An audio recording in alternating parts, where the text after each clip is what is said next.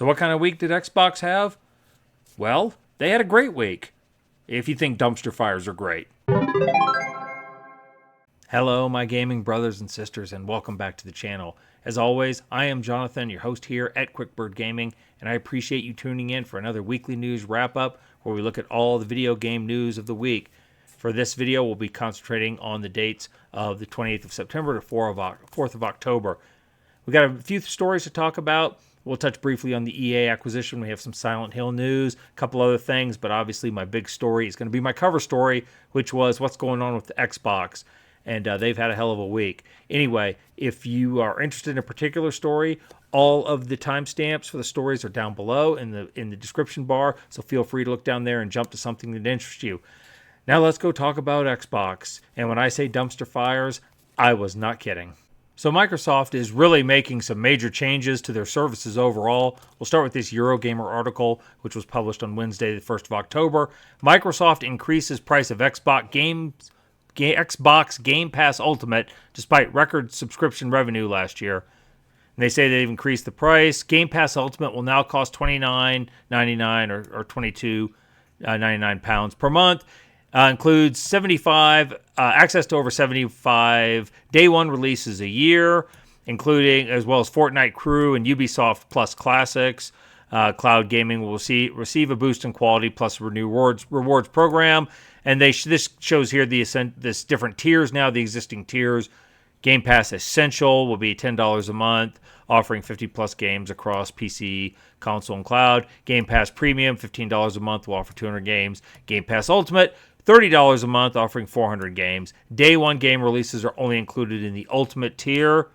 And then, okay, we come down here, and they said this is an important point. The Game Pass shakeup comes alongside a change to Microsoft Rewards. From today, users will no longer be able to directly redeem rewards points for Xbox Game Pass subscriptions.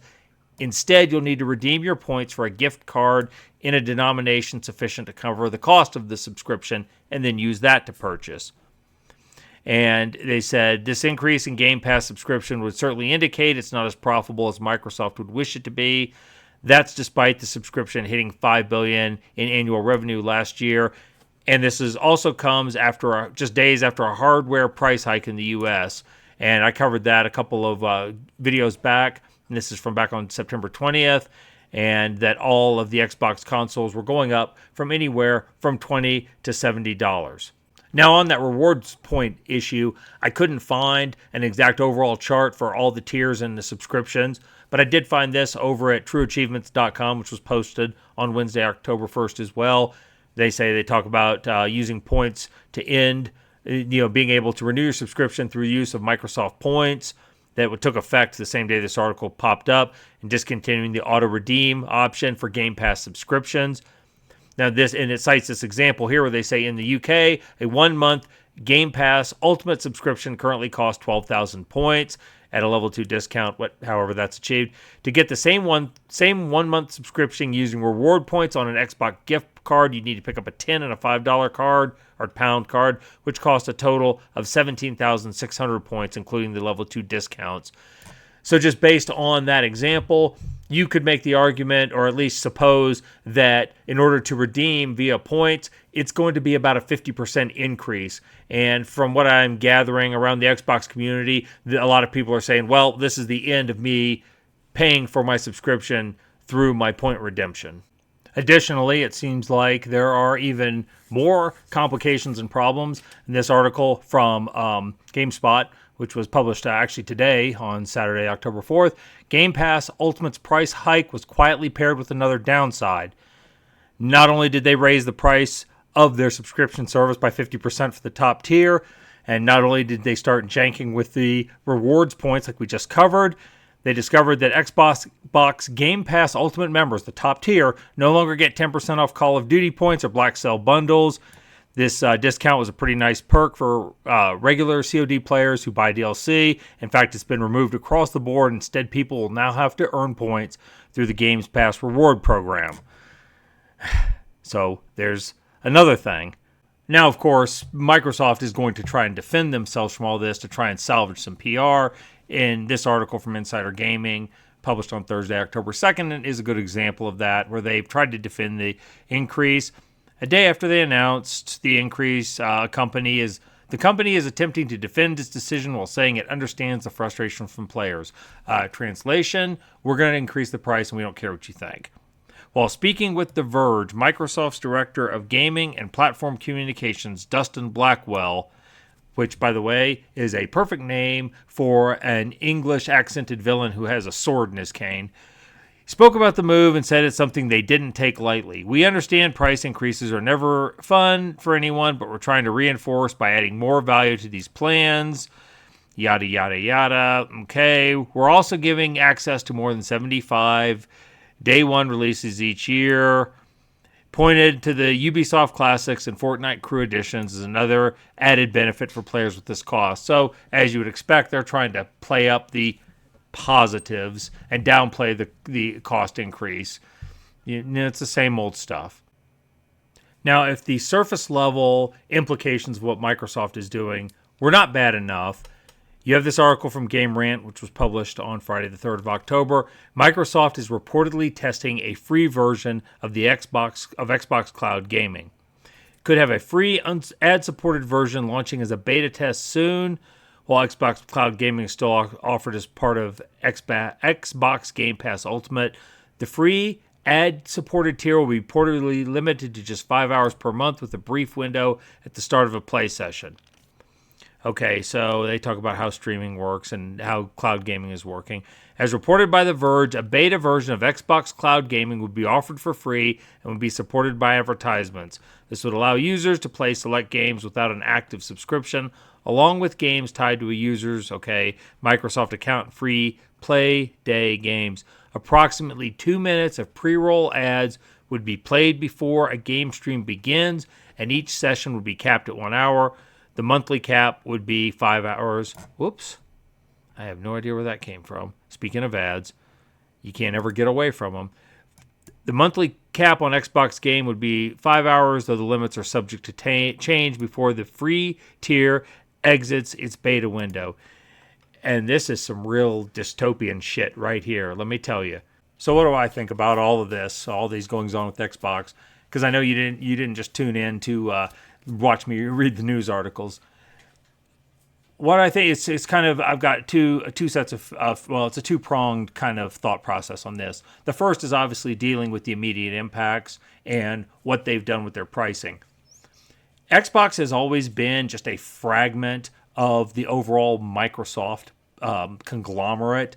So I think, people have said that the Game Pass was always kind of a loss leader in terms of pricing, that they weren't making money off of it. I believe that. Maybe now they've decided they're going to start trying to make money off of it. And all of these things, the price increase, the change of the reward points, no longer offering discounts to the DLCs, does speak to me about them trying to make more money. And that's really the bottom line of it. I am calling complete bullshit on all of we're trying to address player concerns and make this a better experience. That is 100% categorically untrue. This is a major corporation who is only interested in their bottom line. They do not give a shit about their individual consumers. So any of that kind of corporate speak that you receive from them should be taken with a grain of salt. I also laugh when they say, oh, well, if you get into Ultimate, you'll get access to 75 day one games over the year. They do not say 75 AAA big budget productions over the course of the year. A, because there probably aren't that many over the course of a year. And B, they wouldn't all be on Game Pass, even if there were. You're going to get access to a lot of smaller indie titles. Now, while some indie titles are great, there are a lot of them that are pretty much unknown. And that's kind of what you're going to get. It's kind of like if you're going to play a collectible card game and they say they're going to give you 75 cards with each month. They don't tell you that one of those cards will be a rare, 4 will be uncommons, and you're going to get 70 commons along with it. It's the same principle. They adhere to the letter of their statement, but the intent of what they promise is very different. So I don't see that. And for me, just personally, I'm not an Xbox Game Box. Let me try that again. I'm not a Xbox Game Pass subscriber, but if I were, I don't think that $30 a month would be useful for my, as a value for me. especially because I tend to be somebody who, if I really enjoy a game, I will play it into the ground and may sink 75, 80, 100 hours into it. And I'm not going to do that in the course of a month. It may take me several months to do that. For example, I was playing Final Fantasy IX this year since March, and I just recently finished. So it took me over 6 months and 100 hours to finish it. If I'm going to invest in a game like that, I'll just buy it.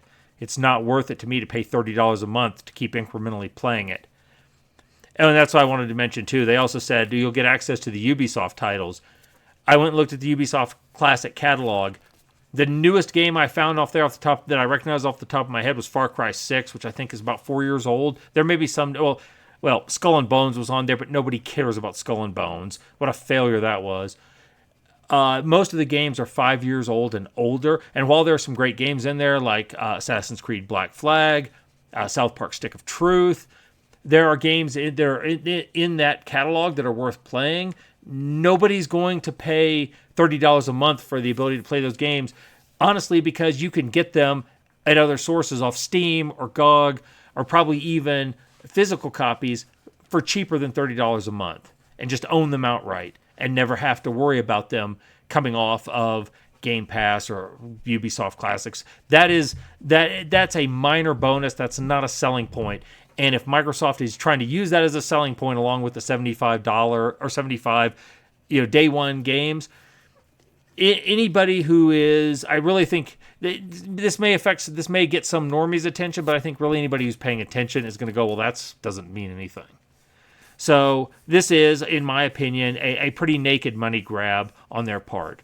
The second level of this is much more serious, though, and that was the final article I quoted about them looking at doing a beta of an ad-supported streaming service for this. When you start talking about streaming-only games, I always am going to invoke that whole concept of the WEF telling people you will own nothing and you'll like it. You'll own nothing and you'll be happy. When you have a game that you're only streaming, literally you don't even download the files to your computer. So for Microsoft, this is a win-win. You pay for the access to these entertainment. You don't get a copy. There's no piracy. They can just keep charging you infinitely for them. And if you're in an ad-free supported, they can limit you as little or as much as their profits allow, or as they will fine-tune the advertisement and the amount of gameplay you have to where they are maximizing their engagement and their profit and minimizing the amount of bandwidth and server space they have to pay for. They'll get it in the graph where these 3 points meet, and that is their goal. And ultimately, they would probably like to get everybody in Game Pass onto that type of service where it's streaming only. I would not be surprised if somewhere down the line they say we're going to get rid of downloading the capability. You're going to stream only. The overall infrastructure may not be out there, especially outside the Western world, for them to do that, but it's coming. And that's what they ultimately want to do. And to me, that's because of what I just said about the you will own nothing and be happy. So many corporations are leaning this way around the world. It's just one more piece of the puzzle. And now it's not just your home where so many people have to rent instead of being able to buy. It's seeping into things like your entertainment. So I really, this is disheartening to me. I've never been one person to say, to push conspiracy theories or things, but you got to have to pay attention to these signs that are out there. I think this is ultimately where Microsoft wants to go, because Microsoft is not your friend. They will never be your friend. They will never be any individual's friend. They're always in it for their own control and money and profit and power. And I think you can see by the way that people at the top of the company or have founded the company behave, that's very easy to understand. So I guess what I would say in this case is stock up on your physical copies, buy GOG games that have offline installers, and keep the files backed up. And do these things because at some point it's going to become very hard to actually own the games that you want to play. And that's really a shame, in my opinion. Okay, I'm going to step away from the Xbox changes for now and look at a couple other things. I bring up this article from PC Games In from Monday, the 29th of September. This just was confirmation of what I covered last week when it was rumored that EA was going to be bought out, and pretty much just right after I posted the video, it was announced that this was in fact happening, that EA is going to go private, all its stock is going to be reacquired and consolidated by a consortium of Saudi Arabia's investment fund, PIF, Silverlink, and Affinity Partners. CEO Andrew Wilson will remain in place, yada, yada, yada. Basically, so it is going to go private. And I'll kind of reiterate what I said last week. I look at this and I go, how is this going to affect the end gamer? Do I think that the sports franchises are going to stop monetizing and loot boxing the hell out of the player? Probably not. Do I think that there are going to be layoffs and stuff? Yeah, this is going to be rough on EA's employees. And, that is the unfortunate nature of this type of takeover. But for the gamer, I don't see a whole lot's going to change. I don't think things are going to get better. Watching social media this week on this subject has been interesting because on the one side, you've got a whole bunch of people who are complaining about this, saying that because of Saudi Arabia's involvement, this is terrible, because of their human rights abuses and their records of things that they've done. On the other side of the aisle, you have a whole bunch of people celebrating this, saying that because of the Saudis' cultural, their cultural morality, I guess, for lack of a better word, that you're going to stop seeing a whole bunch of woke stuff and there won't be any more gay stuff in the games. And these two sides have been going back and forth on this. I kind of shrugged my shoulders to both of that, and I said, I don't see, again, as a gamer, I don't see that there's going to be any impact. Do I think that they're going to stop putting, progressive messaging in games? Not if the game's good. I don't think the Saudis don't give a crap. They're interested in making money. And bottom line, in this case, these companies are in this because they want to make money and they think they can with EA. Now, that's going to come, like I said, it's going to come in some combination of staff reductions and getting rid of people and more monetization and things like that. But that's really what the bottom line is. I've been to Dubai, the United Arab Emirates. Last time I was there was about 13 years ago, and even then, the Emiratis were doing then what the Saudis are doing now, and that's diversifying their wealth portfolio. People with a brain start to realize that the oil money may not last forever, so they're starting to diversify as a hedge against the collapse of their one single asset. Dubai has tons of resorts, tons of shopping, a lot of things offering it. Dubai actually felt a lot like Las Vegas without the hookers and the gambling. But the entertainment and the shopping and the sites and the resorts was all the same. And they're trying to do that. And I think that's all the Saudis are doing. They're investing in sports. And, people will say, well, they're trying to sports wash their reputation. And I said, I don't really think they care about their reputation. I think they're more concerned about trying to keep financially, solvent and not be rely on the chance that if oil tanked, it crippled their economy. They're going to diversify it out. And that's all they're doing here. If they can sell gay games to the West that are profitable, they're going to do it. They don't care about us. We're already infidels, and our spirituality is compromised anyway, and they really don't worry about that. So I don't. The upshot. I'm just rambling now, but the upshot is I don't think this is going to matter much. I think EA is going to continue to be the same company it was. There's not going to be a whole lot of change. There might be some minor changes to games, but I think it's going to be about the same. This was for the gamer. If you want to absent the moral qualities on either side of the argument, for the gamer, this is going to be a draw. It's not going to matter much. Next up, we got a little Silent Hll news. I'll start with this Eurogamer article from Monday, September 29th. Silent Hll F is selling faster than the Silent Hill 2 remake so far, and that's nothing but a good thing for Konami. They said the worldwide shipments of Silent Hill have passed 1 million units, so that's pretty good considering it was released on the 26th. As of the time of this article, it had only been out for a couple of days and already hit 1 million units, so good for them. And they said that the remake went on to pass 2 million sales mark this year, and that overall it's past 10 million for the franchise. So that's pretty good, and this is a good sign for Silent Hill F's, future overall sales. Flip over to their Steam page real quick. You see it sitting at a very positive with an 81% favorable review. As I scrolled down and looked at some of the reviews, for the most part, the negative reviews seem to focus on the combat. Pretty much everybody's praising the atmosphere and the level design and so forth, but people feel the combat has gone a little too Souls-like compared to previous installments. So there is that. They took a chance with something different here in Konami, but overall, Silent Hill F appears to be doing very well. Along the same lines, staying with Eurogamer in this article from Wednesday, 1 October, Bloober confirms Silent Hill 1 remake in production and won't rule out a Chronos sequel just yet. Polish horror specialist Bloober Team has revealed that the Silent Hill 1 remake, which was briefly teased by Konami in the summer, is now in production. They said, the CEO said during an investor call, we have 2 first-party production teams, one of which is working on Silent Hill 1 and then working on another project.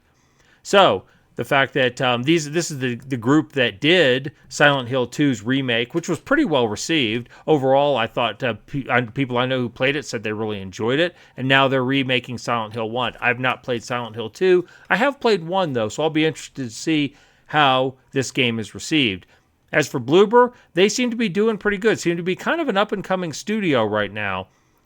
They just released this game, Chronos: The New Dawn. I know some people that have played it that said it was quite well. It was an original horror IP of the Bloober Team's, making, and that seems to be their best original game yet.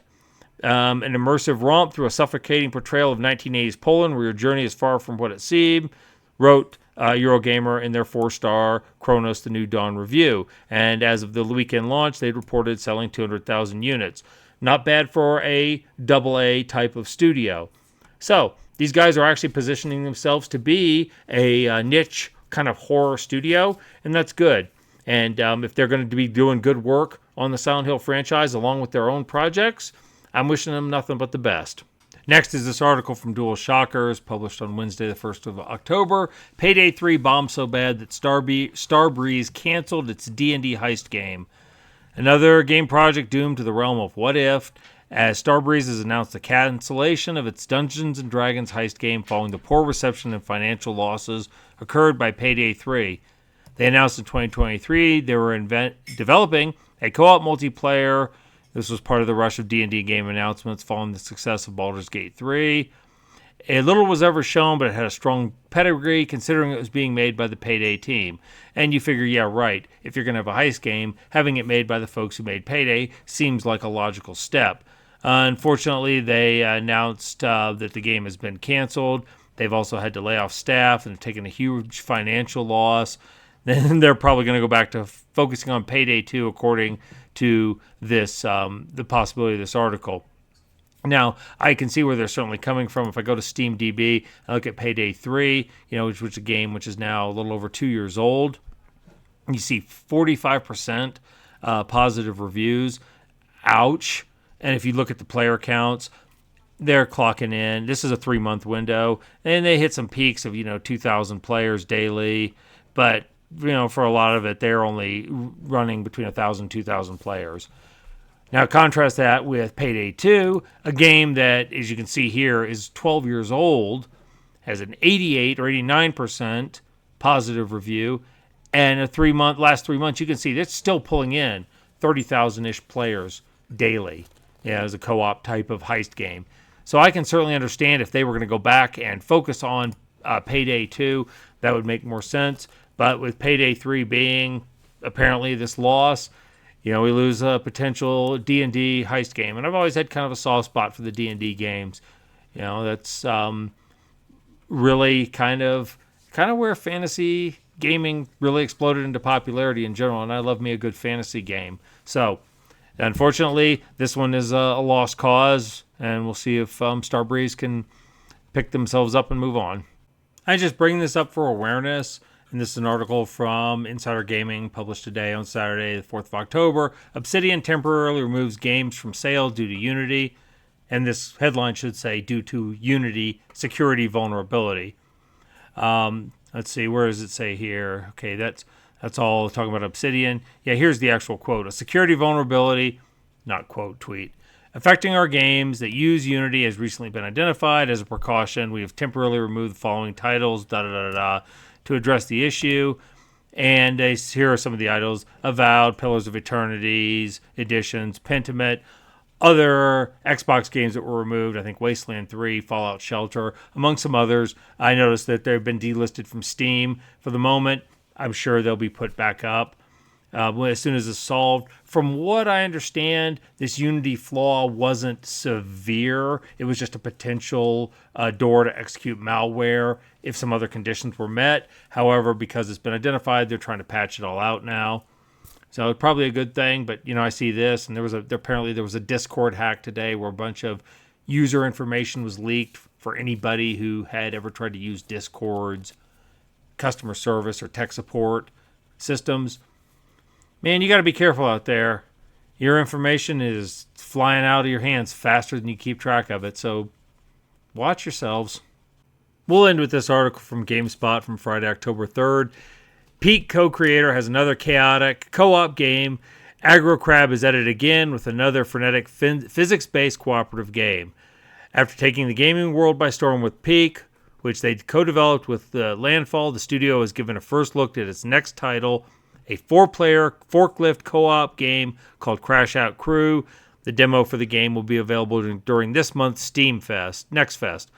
The announcement trailer showcases 4 players attempting to fulfill warehouse orders, driving unusually fast forklifts that drift and boost, yielding predictably hilarious results as they spin and crash out. And here's their tweet, where they say, "Welcome to Crash Out Crew.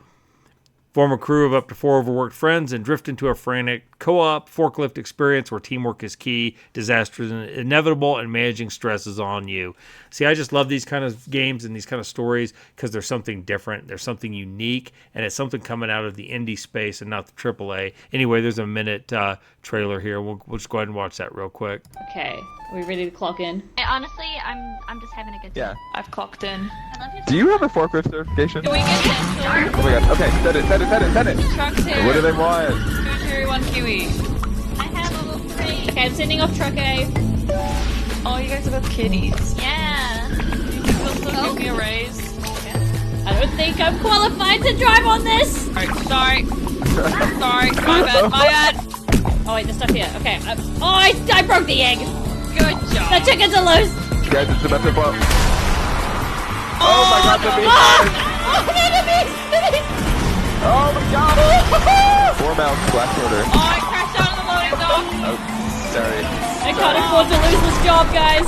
Never fear, mistakes can always be deducted from your paycheck.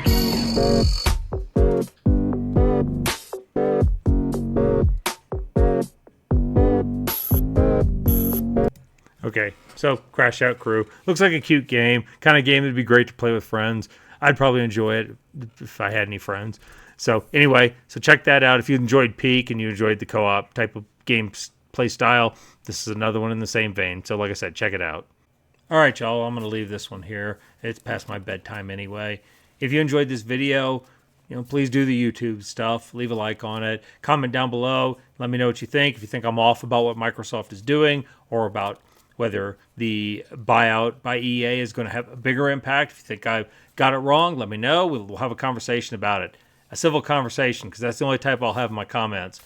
Anyway, if you do all that, I'd appreciate it. If you enjoy this content, please consider subscribing. I always love to know I earned somebody's subscription. I've had some new subscribers lately, and I thank you all for doing so. All right, so we're going to call it here. I'll be back next week with another weekly wrap-up. Got some other videos in the works. We'll see when I can get those out. Thank you once again for tuning in. You all go out there, live your best lives, and you all stay gaming.